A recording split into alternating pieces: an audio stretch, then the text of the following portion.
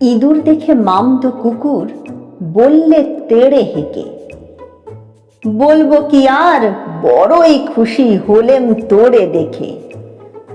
আজকে আমার কাজ কিছু নেই, সময় আছে মেলা, আয় না খেলি দুইজনাতে মকদ্দমা খেলা।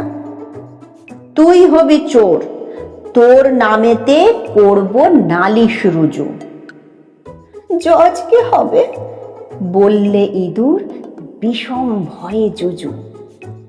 কোথায় উকিল, পেদা, পুলিশ, বিচার কিসে হবে? মামদো বলে, তাও জানিস নে, শোন বলে দি তবে। আমি হব উকিল হাকিম, আমি হব জুরি।